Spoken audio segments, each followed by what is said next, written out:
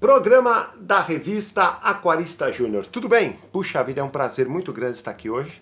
Hoje é o primeiro programa do ano, feliz 2020. Nós estamos iniciando hoje o programinha número 77. Hoje é dia 6 de janeiro de 2020, um ano importante, aí um mês importante agora em janeiro. A revista Aquarista Júnior, agora no dia 27, o próximo dia 27 de janeiro, estará completando o seu 32º aniversário. E a ideia do programa, semanalmente a gente vem apresentando aqui, é contar o quê? Qual que é a ideia do programa? Contar a história do aquarismo brasileiro nas últimas 3 décadas, nos últimos 30 anos, sob o olhar, sob aquilo que a revista Aquarista Júnior foi produzindo, idealizando, projetando, pensando, tudo em prol do quê? Da melhoria, da qualidade, da prática do hobby do aquarismo no Brasil. E é um prazer muito grande, está sendo um prazer muito grande realmente ouvir, escutar vamos dizer, as sugestões, as dicas, vamos dizer, ideias que estão passando para a gente. Então, tendo necessidade de entrar em contato com a gente, procure-nos pelo WhatsApp, o WhatsApp nosso, DDD 11 974227856, o e-mail, quiser mandar uma matéria, quiser mandar algumas fotografias que você tirou agora nas férias de algum canto do mar, algum canto que possa ter, vamos dizer, algum recanto, né, de peixes, essas coisas todas, mande para o e-mail aquaristapeixe@uol.com.br. Estamos recebendo todo o material, sempre arquivamos e procuramos, na medida do possível, colocar pequenos pitacos, pequenos flashes nas publicações da revista. Legal? Só para você ter uma ideia, no último programa eu falei que nós estamos, só para você se localizar na cronologia da história, nós estamos no ano, hoje eu peguei algumas coisas que aconteceram no ano de 1997. Então a gente está chegando em 97, 98, no programa anterior falei de 98. Qual que é a ideia da coisa? Realmente pegar coisas que a revista Aquarista Júnior publicou, idealizou na época e tentar relembrar para vocês hoje, tá legal? Peguei só para começar a revistinha número 54. Essa é a capinha dela, né? A revista 54, só para você ter uma ideia, ela saiu, deixa eu ver, em fevereiro de 97, tá? Então, eu peguei aqui nessa revista algumas coisinhas que foram destaques na época e que eu achei interessante divulgar aqui no programa da revista para realmente ver como a gente tinha essa coisa de ideias, né? A preocupação na revista sempre foi com crianças, né?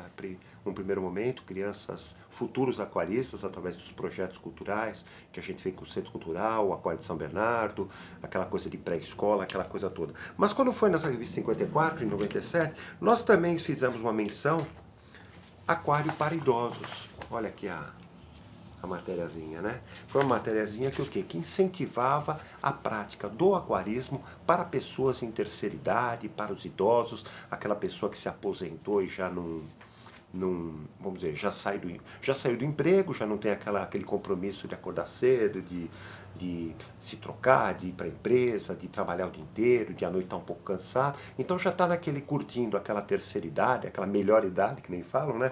E com isso a gente sugeria aquário para idosos, quer dizer, uma ideia que a gente colocou na revista e na época teve uma repercussão super positiva, recebemos até algumas congratulações de entidades que cuidam de idosos, aquela coisa toda, justamente por causa disso. O aquário pode ser um grande incentivo para uma higiene mental, para um entretenimento, para uma terapia ocupacional, para uma terapia até psicológica, aquela coisa toda, e para dar mais alegria à pessoa, vamos dizer, tendo aquela responsabilidade de cuidar dos peixes, dos aquários, aquela coisa toda. Isso foi na revista 54. Nessa mesma revista, aí já entra o lado comercial, né? Página 12, deixa eu ver aqui, duas ideias que a gente colocou na revista também, para aguçar o lado comercial, entendeu? Aguçar como, né? Lembra que foi nessa época que surgiu no Brasil carros importados, piruinhas que chamavam Towner, né? E o que acontece? Começou a ser muito usada para venda de hot dog, tipo ambulante, né? Uma piruinha que o cara colocava um pequeno comércio e saía nos pontos aí, parava em esquinas, aquela coisa toda. E banca de jornal também, banca de jornais, muito vendiam jornais, aquela coisa toda. E na época a gente colocou duas ideias para o comércio, sugestões no caso, né? Que uma banca de jornal pudesse se tornar gradualmente, além da venda de revistas, jornais, pudesse realmente pensar na ideia de ter um pequeno departamento de venda de equipamentos, aquarismo, pequenos peixes, pequenos aquários montados, aquela coisa toda, para realmente, para o quê? Fortalecer o próprio comércio das bancas de jornal. Você veja que no futuro as bancas se tornaram verdadeiro, vamos dizer, vendiam chocolate, bala, tudo, vamos dizer, tudo recarregador para celular, ficha de ônibus, aquela coisa toda. Então foi diversificando a banca de jornal. Em 97 a gente já colocava essa ideia de sugestão, né? Que a banca de jornal pudesse, o dono da banca pudesse ter uma pequena lojinha aquarística na sua banca de jornal. Na época, bastante repertório. E a piruinha de hot dog é a mesma coisa. Vamos dizer, hot dog era uma opção. Mas, puxa vida, que tal montar uma pequena lojinha de aquário ambulante? Que pudesse realmente ficar lugar. Porque na época não tinha essa coisa que hoje tem, essa coisa de ponto de ambulante, essa regulamentação ou regularização das prefeituras na cidade. Então antes você montava, parava e realmente começava a ter vamos dizer, podia fazer o comércio, aquela coisa toda. E na época a gente pensou no aquarismo, integrar na piruinha, que era uma piruinha mais compacta do que a Kombi, que era bem maior, né? Então a gente achou interessante sugerir na época para os nossos queridos leitores aquaristas. E marcou, né? 97, marcou essa época em que o aquarismo estava querendo dar uma engrandecida legal, né? Isso foi na revista 54. Deixa eu ver o que temos aqui na revista 55. Aí já é uma revista de abril de 97, ó a capinha dela, ó que bacana, né? Yellow Tank, bacana. Nós também marcamos algumas coisas que a gente realizou nessa época. Página 4, ó que bacana. É bacana relembrar essas coisas. O programa da revista Aquarização está sendo fantástico justamente disso. Folheando as fotos, folheando as pastas, as gavetas, folheando os arquivos, folheando as revistas de época em época, né? A gente vai deparando com muitas lembranças, muitas ótimas recordações, muitas pessoas que nos ajudaram, muitos fatos e acontecimentos que a gente procurou marcar na história do aquarismo, realmente colocando artigos, matérias, dicas, flashes, regrinhas, tudo na revista para essa coisa de ajudar o desenvolvimento do aquarismo. Quando foi na revista 55, na página 4, a gente fez uma convocação. Olha que depois realmente o mercado acabou se fortalecendo bacana. Olha aqui, ó. Criador de peixes, tá vendo? Classe A. Cadê vocês? Por quê? Porque era um sentido. Estão faltando peixes classe A no mercado aquarístico. Cadê você? Cadê aqueles ótimos betas, lebistes, discos e bandeiras que eram vistos nas lojas há uns 10 anos atrás? Ainda existem criadores que tenham disponibilidade de venda de matrizes, mesmo que seja com preço alto. Então, era uma sugestão, era uma convocação que a gente fazia para que os criadores, os pequenos, os médios, os criadores, vamos dizer, urbanos, que criavam em casa, em pequenas estufas, se identificassem com essa ideia de peixes classe A e que pudessem abastecer as lojas e o mercado com peixes cada vez vamos dizer, de qualidade superior, até para agregar um valor legal para o mercado. Isso a gente falou, puxa, em abril de 97, realmente em que fazia essa espécie de convocação. Entendeu? É necessário se apurar novas é fundamental o intercâmbio técnico entre criadores. Você vê que surgiram associações, grupos com o passar dos anos, realmente integrando criadores lebistes, de GUP, de beta, criadores que foram se integralizando, trocando matrizes, adquirindo até algumas matrizes importadas e com isso fortalecendo a criação. Então hoje você vê todo o Nordeste aí, principalmente eu tenho acompanhado a riqueza de betas e suas linhagens no Nordeste brasileiro, entendeu? Ótimos peixes na região lá de Minas, na zona da Mata Mineira, ótimos peixes de criadores caseiros, então realmente o mercado acabou ficando abastecido de peixes classe A. Isso em 97. Na página 11, nós fizemos também uma sugestão de aquário. Como era sempre cheio de coisa, tá vendo aqui, ó? Esquema, uma espécie de um aquário temático para peixes de água salobra. Água salobra é aquela densidade baixa, né? Então, até 1010, 1012, 1008, 1015, peixes de água meio doce, meio salgada. Então a gente fez um esqueminha com bomba, com filtro na parte de trás, inclusive em que a bomba, ela durante uma época do dia, 12 horas, ela parava de funcionar. E com isso a água dava uma subida no nível. Então, quer dizer, simulava até essa coisa de maré alta e maré baixa, que é ótimo para peixes de água salobra. E na página 18, só para completar essa matériazinha, a gente colocou algumas sugestões, na época, né, que a gente achou alguns peixes, tá vendo aqui, ó, aquário de água salobra. Alguns peixes que podiam realmente conviver nessa água meio doce, meio salgada. Inclusive a gente tem uma experiência que a gente fez naquela época e acabou até hoje vale a pena destacar. Tem um bagrezinho aqui do mar, aqui na Baía de São Vicente. Como a Baía de São Vicente, a densidade sempre gira em torno de 1018, mais ou menos, 1020, chutando, 1016. Nós temos um bagrezinho aqui, bagre do mar mesmo, né? Em que em São Bernardo do Campo, aqui na sede da revista, a gente consegue colocar ele na água doce e ele vive na água doce normal, entendeu? Não interfere nada, aquela coisa toda. Então é um peixe que, vamos dizer, se adapta muito fácil, no caso aqui na água doce, nos aquários de água doce. Então, na época, a ideia a ideia da revista era realmente, vamos dizer, homenagear não, como se diz, ajudar essa coisa de indicar peixes de água salobra ou uma ideia de um aquário de água salobra para os aquaristas. Então nós temos um aquário de água doce, tínhamos um aquário de água salgada e agora queremos incentivar essa prática do peixes aquário de água salobra. A mesma coisa que na página 19, a gente conseguiu um trabalho, eu até marquei aqui, ó, adaptado de Breder e Rosen, em 1966, e a Vassoler, né, de 1996, que era justamente, a gente conseguiu uma bela tabela aqui, tá vendo aqui? Modos reprodutivos dos peixes. Até citado alguns peixes da água doce, alguns peixes, algumas famílias, né? Peixe água doce, peixe de água marinha, então as características sexuais secundárias, se tinham evidência, se não tinha, o tipo de acasalamento, se é feito em cardume, se é feito em casal, o ambiente, se era na coluna de água, se era em corrente, água corrente, entendeu? Se os ovos, né, os ovos eram, vamos dizer, que se fixavam, se não fixavam, o cuidado parental, se tinha o cuidado dos pais, aquela coisa toda. Então a gente fez uma matériazinha na época. Olha que bacana. Uma, duas. Tá vendo aqui, ó? 3, 4 páginas. Entendeu? Que a gente pegou vários peixes de água salgada. Eu lembro que tinha cavalo marinho. Entendeu? Tinha o. Deixa eu ver se eu tenho aqui marcado aqui. Tinha alguns tetras. Tinha algumas raias também. Então, quer dizer.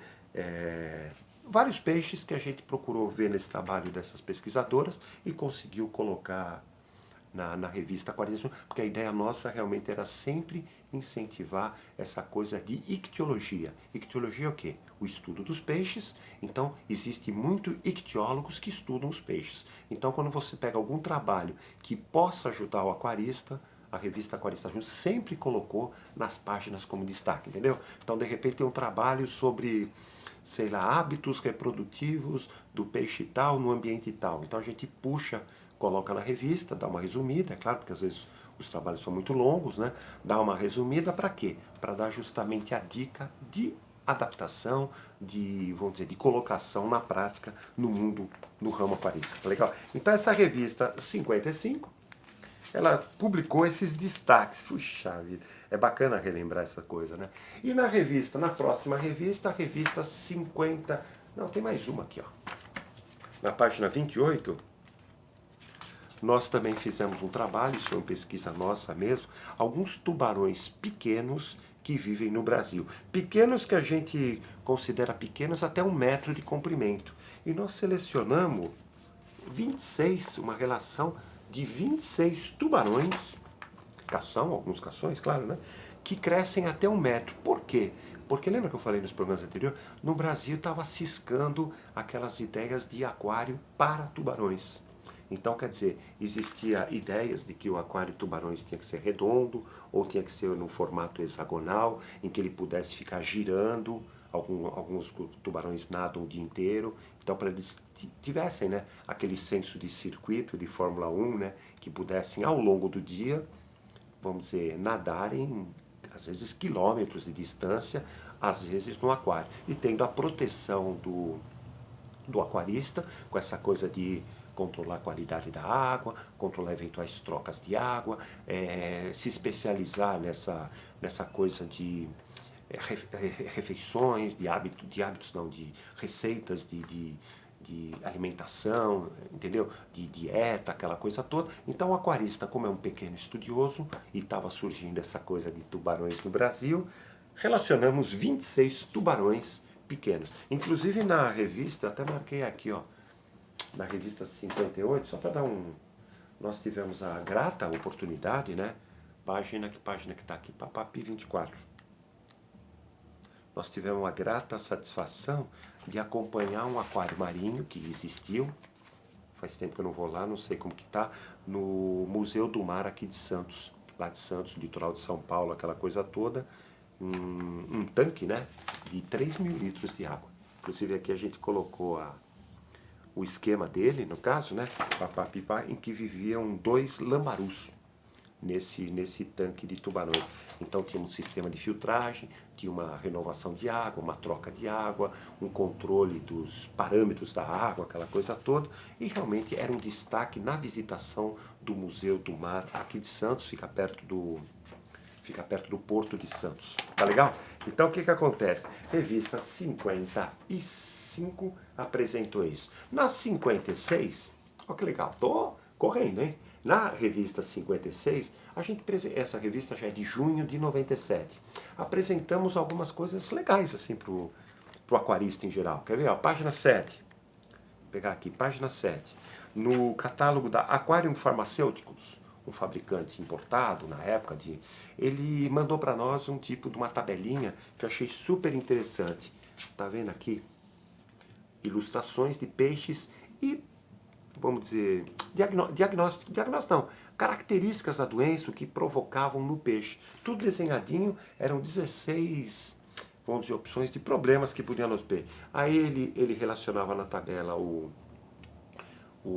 nome da doença, no caso, o agente causador, se era parasita, se era bactéria, aquela coisa toda, o parasita provável, ou a bactéria provável, no caso, e dava até um medicamento, uma sugestão de medicamento para utilizar no aquário, entendeu? Então é aquela história, é bacana você saber o sintoma, então pela figurinha você via se era bactéria ou parasita, e podia usar um bactericida, um parasiticida, conforme um fungicida, no caso, conforme o caso da verificação no visual. Isso ajudou bastante, porque uma das preocupações do aquarista é sempre procurar, vamos dizer, cuidar bem dos peixes, e esse aspecto doença está sempre nas preocupações dos aquaristas. Então essa era a tabelinha. Na página 8, a gente também fez uma coisa bacana, até para ajudar essa coisa de...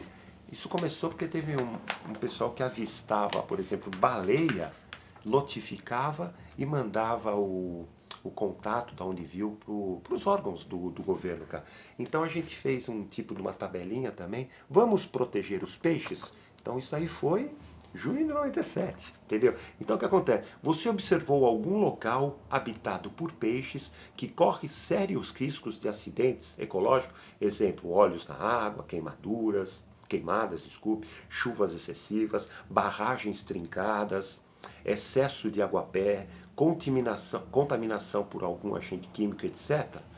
Então eu perguntava isso. Preencha a ficha de avistagem. Data, horário, nome, telefone, local, a latitude e longitude, se a pessoa tinha aquele relógio de bússola, aquela coisa toda, o tempo, a temperatura da água, a cor da água e as observações.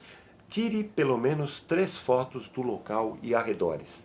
Complete a ficha com o máximo de informações possíveis e envie esta ficha, o xerox dela no caso, né? E as fotos para a caixa postal da revista 40 de junho. Olha como era lento, hoje seria na hora, né, a informação. Encaminharemos ao IBAMA um alerta. Não divulgaremos o nome do aquarista que observou o problema. Isso é por causa de sigilo, aquela coisa. O IBAMA terá condições de conferir o problema e, com isso, tomar as devidas providências para proteger o meio ambiente. Entendeu? Então você via, sei lá, algum problema. Esta será uma colaboração dos aquaristas aos peixes do Brasil. Seja um defensor da natureza, entendeu? Então o que acontece? A ideia da aquarista sempre foi essa coisa, aquarismo, ecologia.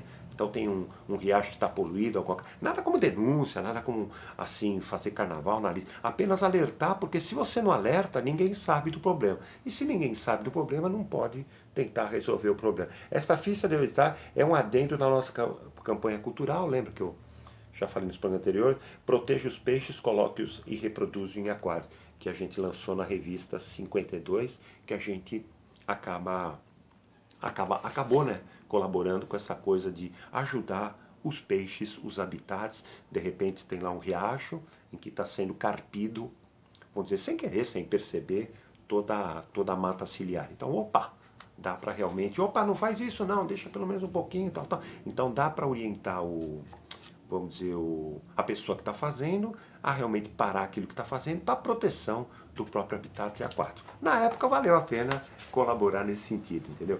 Pá, pá, pá. E na página 21 aqui, ó, dessa mesma revista, página 21, a revista que nem eu falei, ela tinha o trabalho da Aquarista Júnior ligado à prática pura.